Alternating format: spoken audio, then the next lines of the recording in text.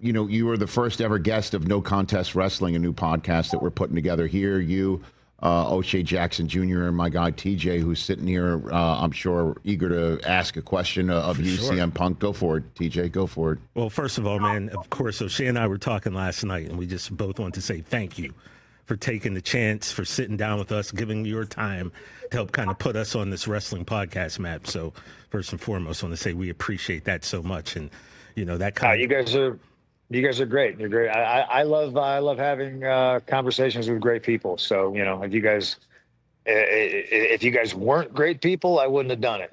So don't worry about it. I'm glad I could help. Appreciate you. We always consider you the unofficial third member of the 6-man crew. And when we get Bret Hart, you got to come in and sit down with us like you promised. So I promise. Now, we had your buddy Seth Rollins here earlier. And, I think one of the greatest things that we found out over the last, 2 years is that you and Seth really, really, truly love each other. And that's so great to see in this day and age, that the love that's shared between people. But in all seriousness, sure. You were a big part of the Shield, right? Back in 2012 when they debuted. They were supposed to be kind of your protectors, and then their story went on, your story went on.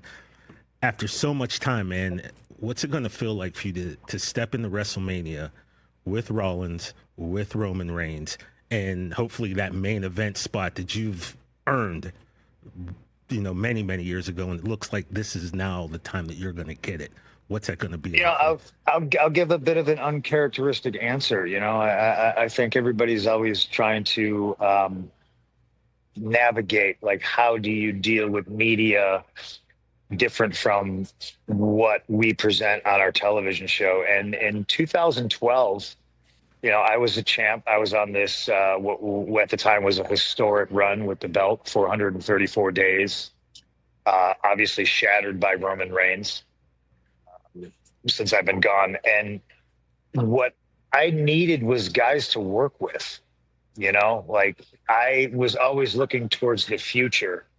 Yeah, there's the now, there's the me, and there's Cena. But outside of that, I would look at the landscape and be like, what do we need to do to get money, talent in the position that I'm in now? How do I bring guys up? How do we elevate superstars? So the idea of the Shield was that simple.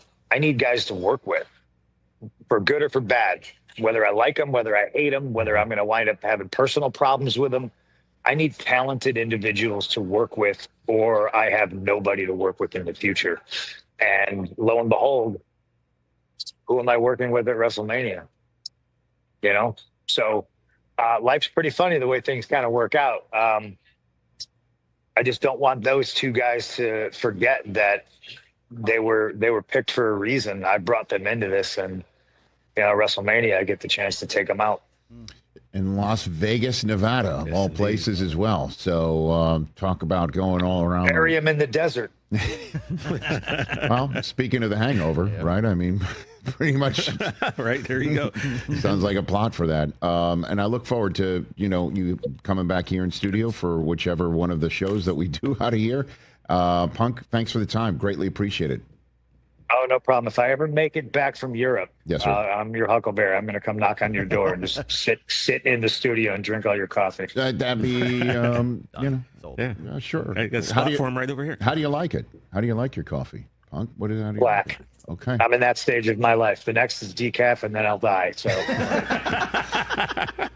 So it goes from, okay, got it. Sounds good. It's cream and sugar. Okay. Just cream. Yep. Black, decaf, yeah. Death. Out. Taxes in there somewhere, I imagine. And yeah, so you got a favorite coffee brand? Like, is there a go-to? Like, and how much? Like, what one of the fun things about being overseas and being in foreign countries is I try to find a gym and I try to find coffee. Sometimes I strike out. Sometimes it's a really good cup. But I like to try different things from all over the place, honestly. Okay. So somebody could just be strolling around their hotel gym and there's CM Punk getting a sweat on. Is that how it works?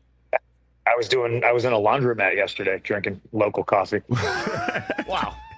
Wait a minute. Hey, Rich, those drawers are going to clean themselves. Hold on a second. WWE doesn't pay for your dry cleaning on the road? Is that what you're saying? Listen, man, I'm not that bougie. I 100% could have sent it out. I could have had somebody else do it for me. Yeah. I'm washing my gear, and I don't need anybody else touching my gear, trying to steal it, or I'm a very responsible. I want to handle my own stuff. So you found a laundromat in London to do your own stuff. Just I'll get a coffee and just watch my stuff go around and around a washer dryer. Is that what you did? This is the most peaceful day I've had in quite some time. Wow. I love that. This is the stuff I can't get enough of. Imagine you stroll in to wash your comforter and there's, Charles Montgomery Punk. Comforter. Oh, look at you. Very good. It's real life, man. I am not bougie. Catch the Rich Eisen Show live weekdays from 12 to 3 p.m. Eastern on Roku Sports Channel in the U.S.